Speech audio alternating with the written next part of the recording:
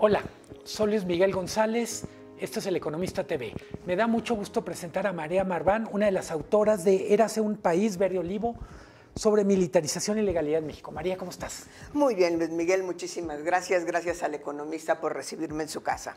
El libro, para quienes lo vayan a buscar, se encontrarán de una perspectiva bastante profunda, bastante mesurada de un tema que fácilmente pudo haber entregado un libro mucho más visceral, mucho más enconado.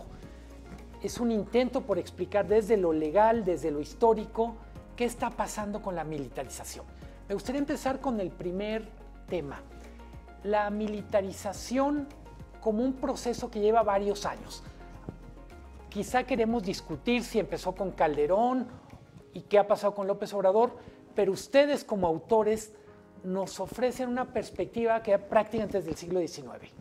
Mira, yo creo que en la perspectiva histórica justamente pasa lo que tú dices. Situémonos en acabando el siglo, y ahorita regreso al siglo XIX, acabando la revolución. La clase política eran los militares y los militares eran la clase política, y eso hay que reconocerlo. La Revolución Mexicana generó un grupo político que todos ellos habían pasado por tomar las armas en la revolución y de alguna manera haber conseguido un título militar que a veces se lo autodaban. Uno de los grandes retos del Partido Revolucionario Institucional, pero desde su abuelo, digamos, el Partido Nacional Revolucionario, fue desmilitarizar a la política y llamar a todos los militares, primero a que depusieran las armas y segundo a que su poder político no dependiera del control de ciertas regiones en el país. Y creo que eso es importante entenderlo porque de alguna manera los militares se disciplinaron, se profesionalizaron y salieron propiamente del campo político. De hecho, en algún momento dado, para poder ser gobernador militar, que hubo muchos, tenías que renunciar a ser militar en activo. Se te conocía como general, pero ya no eras militar en activo. Esa historia, digamos, del siglo XX se combina con la que tú estás marcando desde el siglo XIX, que es una crónica ausencia de policías en el país.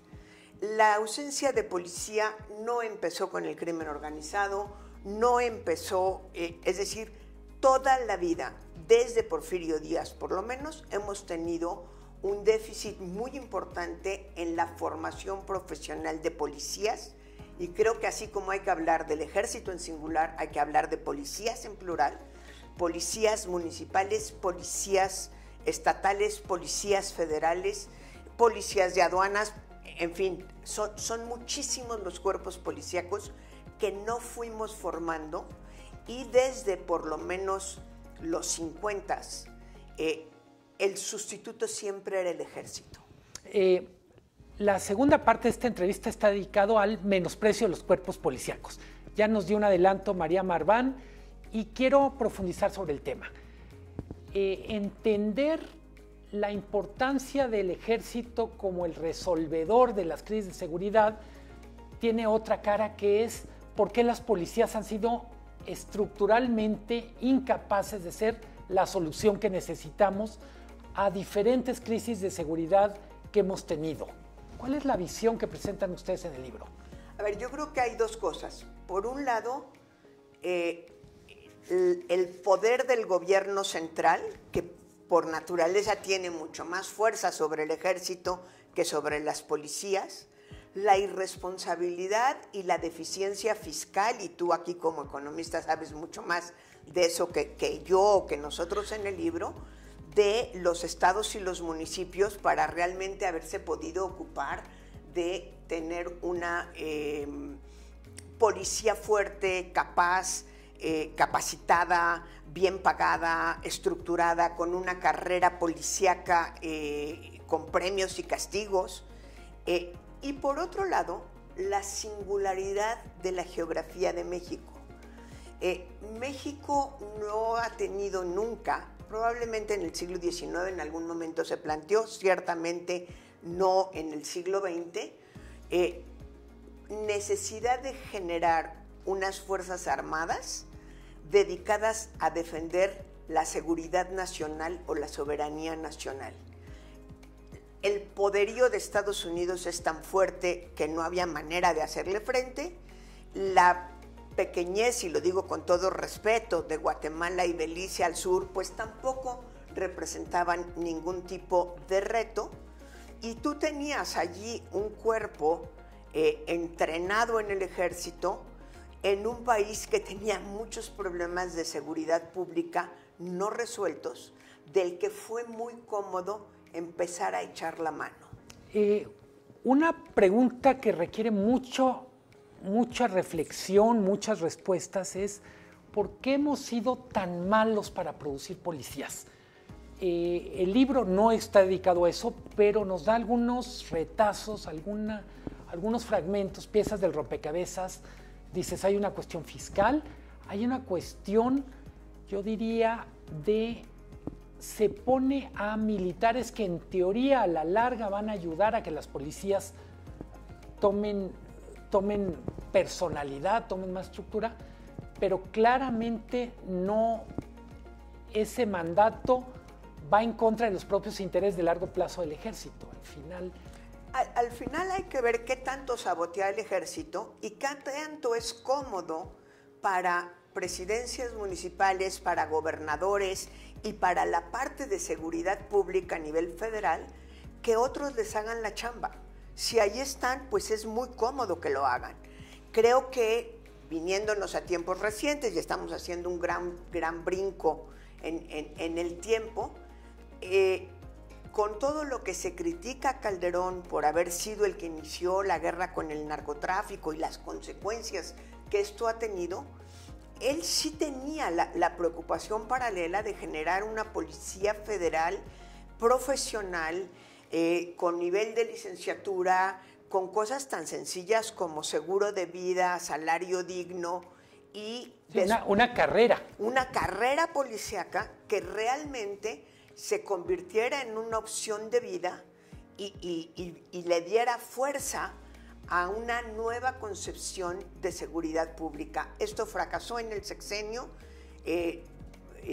Peña Nieto decidió no seguirlo y López Obrador lo desestructuró lo poco que quedaba de lo poco que se había construido. Entonces sí tenemos ahí una suerte de decir, el ejército tiene buena reputación, porque yo creo que eso hay que reconocerlo. Cuando vemos las encuestas y demás, el ejército en México tiene una buena reputación, a pesar del 68, a pesar de masacres como Acteal, a pesar de... siguen siendo queridos por el pueblo, y estoy usando un poco el argumento del mismo López Obrador, porque, entre otras cosas, desde 1960 se les dio la famosa DN3, que es la tercera vocación del ejército, que es ayudar a la población en casos de desastres, y además teníamos allí un gran expertise.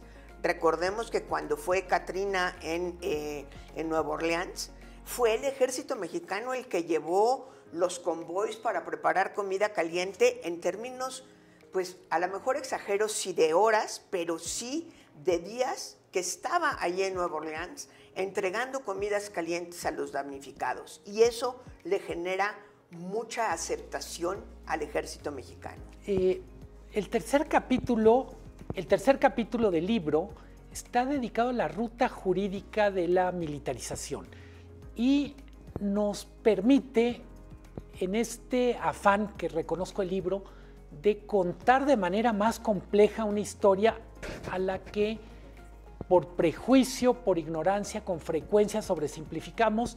Nos remite a un momento clave, 1996, cuando Zedillo crea un Consejo Nacional de Seguridad Pública y toma una serie de decisiones para involucrar más al Ejército y la Marina.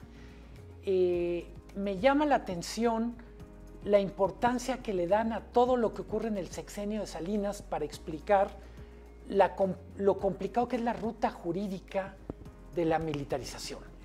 Fíjate que creo que ese fue el corazón que generó todo el libro, el estar discutiendo ese tema. Yo soy la única de todos los autores que no soy abogada, pero sí había una preocupación muy grande de decir, uno, esto no empezó con López Obrador.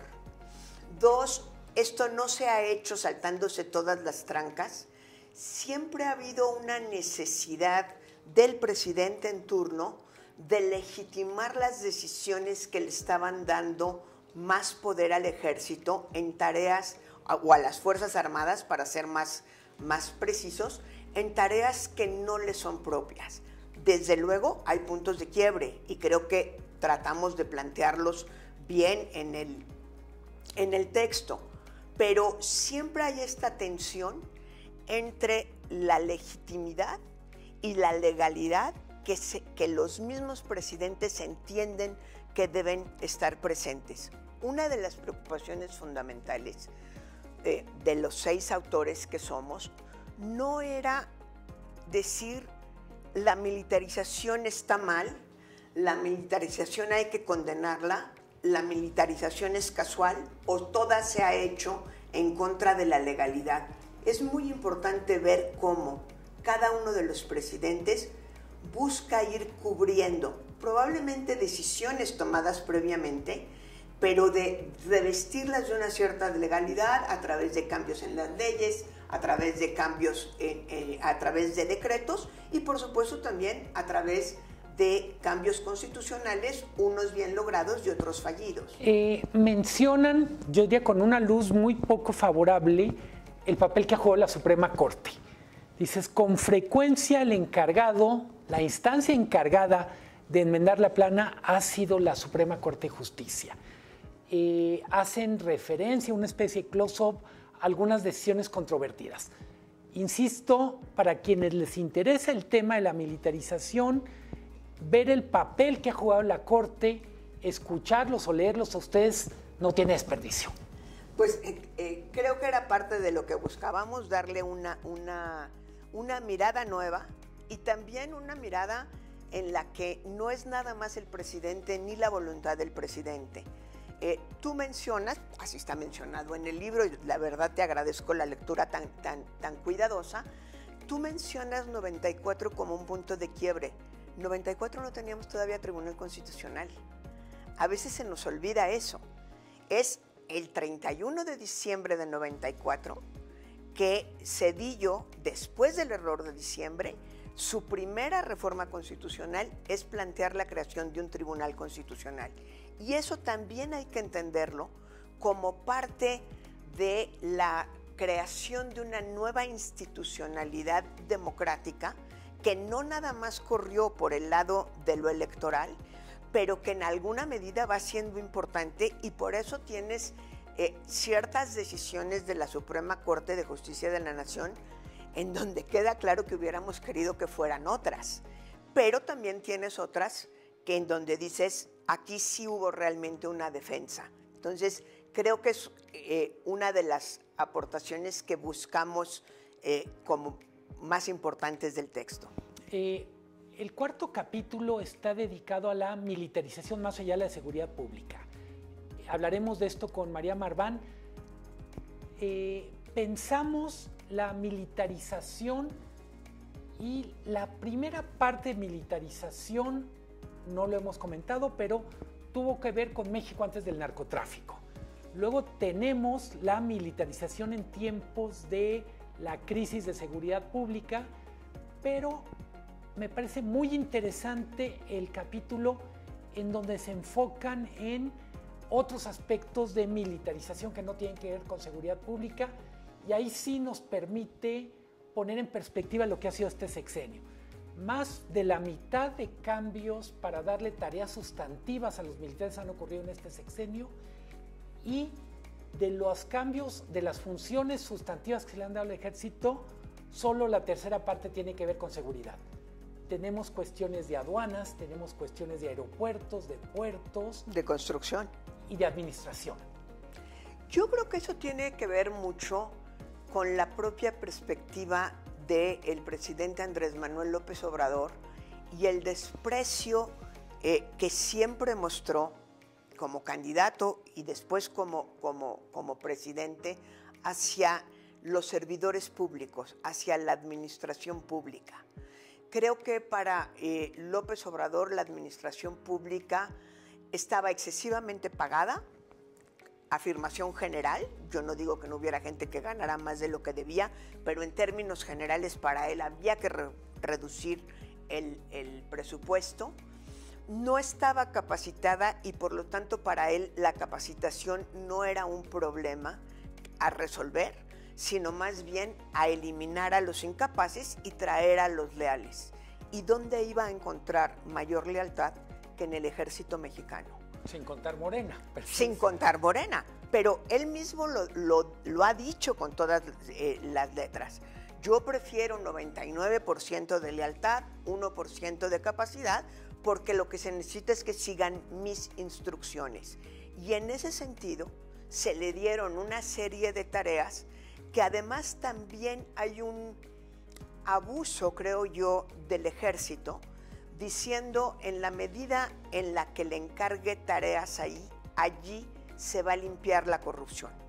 Muchas de las tareas que mencionaste, la preocupación central era que había corrupción y que a la hora de meter al ejército, por lo menos en la cabeza, eso quedaba automáticamente limpio, como quien echa 2 pastillas de cloro en un tinaco verde. Hay un tema que me gusta mucho del libro y tiene que ver con... Son pequeñas pinceladas porque no son comunicadores, pero son lectores muy agudos del proceso de comunicación. El proceso de legitimación del ejército a través de la narrativa. Y lo estás contando bien tú, dices, la legitimación del ejército va en paralelo a la deslegitimación de la administración pública profesional. Es decir, el ejército representa al pueblo, la lealtad, la honestidad, el compromiso con la historia, y los administradores públicos profesionales son una casta que se estaba sirviendo a sí misma, que no era leal a México, no solo a su proyecto, y que perfectamente puede ser sustituido por los militares.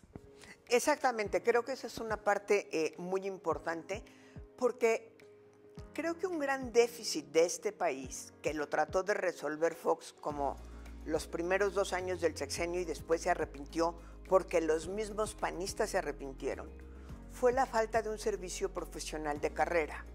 ¿Sí? Recordemos que él hizo un gran intento, fallido, insisto, pero gran intento, por generar un servicio profesional de carrera. A pesar de esa inexistencia de un servicio profesional de carrera donde la gran mayoría de los servidores públicos entraran por mérito y fueran subiendo, yo creo que quienes hemos trabajado en la administración pública, yo en el IFAI trabajé en la administración pública. Bueno, fuiste presidente del IFAI. Y con la administración pública, lo que encontrabas era que sí había una capa muy importante de servidores públicos profesionales que llevaban algunos 20 y 30 años en la administración pública. Si tú analizas el currículum de la gente que estaba, por ejemplo, en Hacienda, el currículum de la... Tú veías gente que sin una ley de servicio profesional en realidad había venido desarrollando un servicio profesional. Y eso lo acabó de alguna manera López Obrador por los niveles en los que bajó. Secretarios y subsecretarios siempre los pone el presidente y son nombramientos políticos. Directores generales, no todos. Directores de área, casi ninguno. Y aquí bajamos, yo creo que hasta nivel de subdirección. No lo dice el libro, pero entre líneas es el mismo proceso por el cual se legitimó que los militares se hicieran cargo de la seguridad pública, se le aplicó a los administradores públicos. Es decir, esta idea de los militares pueden hacer mejor que los policías las tareas de seguridad pública y pueden hacer mejor las tareas de la administración pública que los servidores públicos, los llamados servidores públicos. Exactamente. Y entonces le empezamos a dar la construcción para que saliera rápido el aeropuerto Felipe Ángeles, se le dio la construcción del aeropuerto. Los proyectos prioritarios del presidente se le dieron a construir al ejército, con un pequeño detalle. El ejército no tenía compañías constructoras, el ejército no tenía expertise en construcción, a lo mejor en caminos, sobre todo en caminos rurales, y eso sí. ¿Qué es lo que pasó? Que se generaron compañías contratadas por los militares al margen de toda la reglamentación de la administración pública, que ciertamente es muy engorrosa y retrasa los procesos.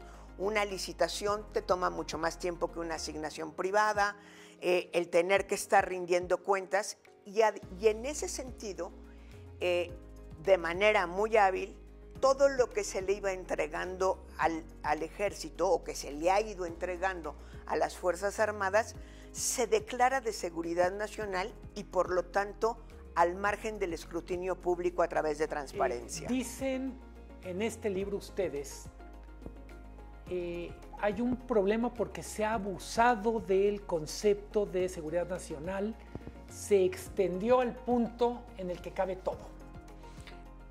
Si le das todo que hacer al ejército, entonces todo cabe en el concepto de seguridad nacional. Y sí es un problema en donde tenemos una serie de tareas que está haciendo el ejército que no están siendo supervisadas por las mismas sistemas de supervisión. Le hace, en primer lugar, Secretaría de Función Pública, Auditoría Superior de la Federación, porque se le crea un nicho específico. Y no hemos hablado, y me parece también muy importante, cómo desde muy temprano, desde después de la Segunda Guerra Mundial, se le entregan al ejército tareas de inteligencia. Es el cuerpo que tiene la confianza para generar tareas de inteligencia en el sentido de inteligencia de cuáles son las amenazas al Estado. Que dices, no hemos hablado, en el libro hacen claramente referencia, esto tiene que ver con la Guerra Fría, es una especie de instrucción que Estados Unidos le otorga a México, decir, te toca cuidar literalmente mi patio trasero, no se nos vayan a colar comunistas, no se nos vayan a colar revoltosos, cuida tu tierra, pero sobre todo cuida mi patio. Y entonces la seguridad nacional es cuidar el patio trasero de Estados Unidos. Si vemos en lo que eso significa en la segunda década del siglo XXI, pues ahí estamos cuidando el tema de migración. Y como migración, a pesar de que formalmente no lo desconocemos, está por supuesto en la Secretaría de Gobernación, allí están también las Fuerzas Armadas en el tema de migración, en la frontera sur, tratando de hacer el muro que no hizo Trump, y en la frontera norte como tercer país seguro. Ustedes ofrecen una definición de militarización y es el otorgamiento a las Fuerzas Armadas de tareas normalmente asignadas a los civiles. Y dicen, si tuviéramos que sintetizar qué significa la militarización, es al ejército se le está encargando todo lo que tiene que ver con el control del tránsito de personas y mercancías. Fíjate que esa es una cosa bien interesante en la que caímos en cuenta a la hora de estar haciendo el libro y de estarlo discutiendo.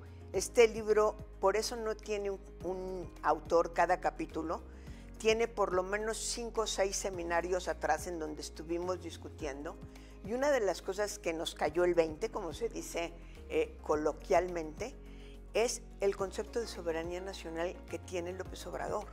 Le fue entregando todas las tareas que de alguna manera sellan al país, en el sentido de controlar el flujo, como lo dijiste en este momento, de personas y mercancías, de lo que viene del exterior y controlarlo al interior.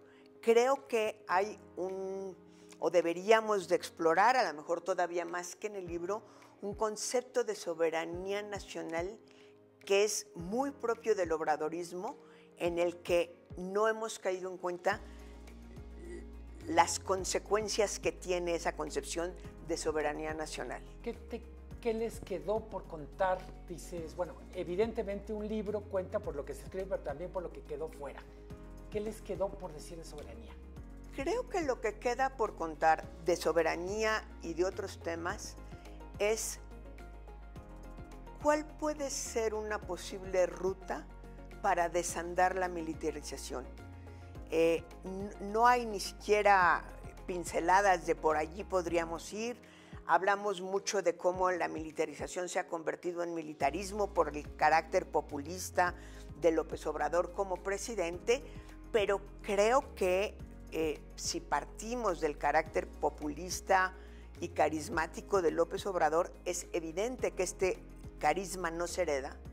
Sea quien sea la próxima presidenta, creo que podemos hablar con cierta seguridad que será una mujer, tendrá que posicionarse frente a la situación en la que estamos, y si plantea una desmilitarización, lo primero que creo que tendría que estar consciente es que hay una ruta legal que desandar y que no se va a acabar en un sexenio. No es fácil decirles a los militares, como sí lo planteó López Obrador en su campaña, de manera repetitiva, yo voy a regresar al ejército, a los cuarteles. Se dio cuenta que no era sencillo y que no se podía hacer sin haber previsto una ruta. En el capítulo dedicado a los policías dices, tiene que ver con que México nunca ha tenido un programa nacional de policías que a su vez aterriza en programas estatales locales.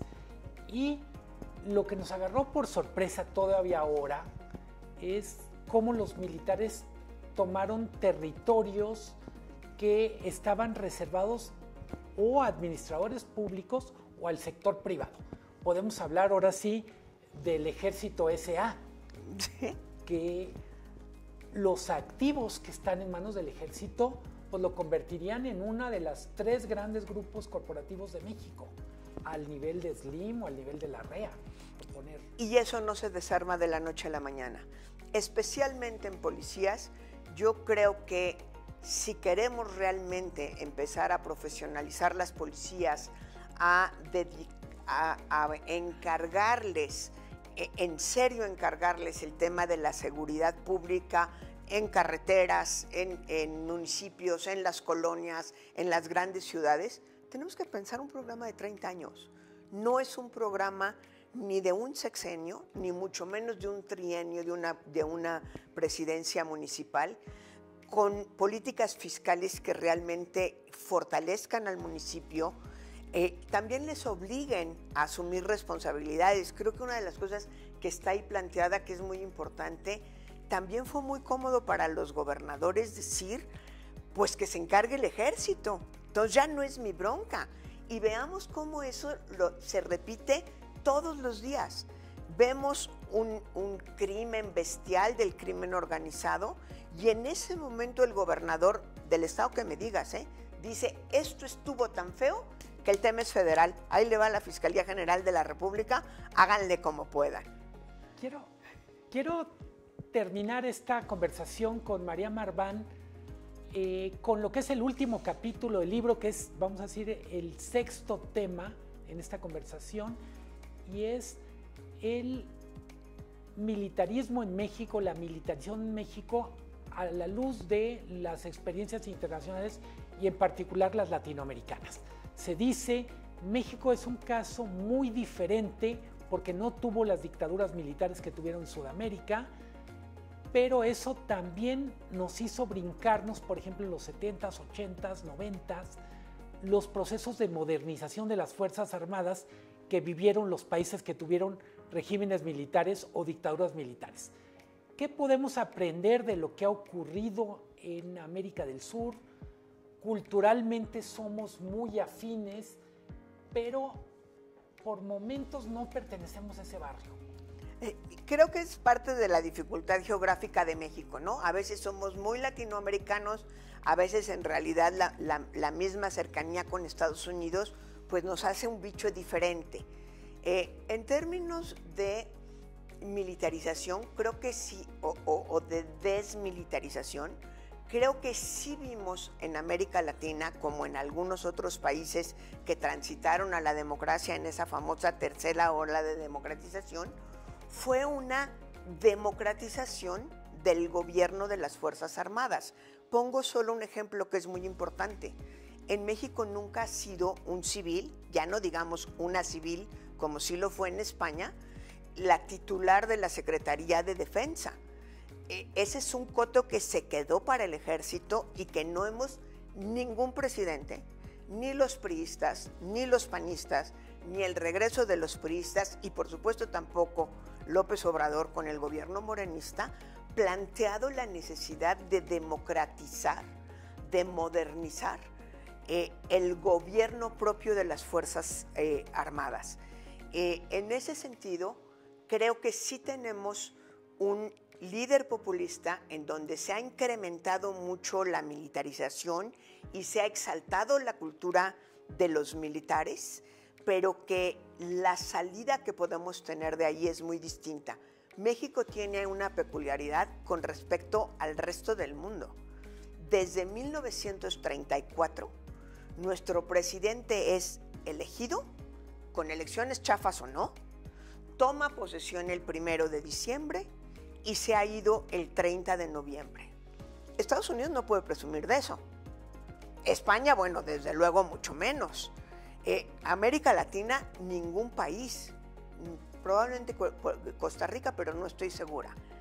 Y eso le ha dado una regularidad en donde siempre hemos navegado entre las aguas de la dictadura perfecta, de la democracia imperfecta, que sí nos lleva a un liderazgo político y a un liderazgo militar muy distinto al de otros países. Pero de que está habiendo un proceso de militarización en México, yo creo que urge reconocerlo. Urge reconocerlo y urge entender el andamiaje jurídico que lo explica. Muchísimas gracias, María Marván. Muchas gracias a ustedes que nos acompañaron a lo largo de esta conversación. Hasta pronto.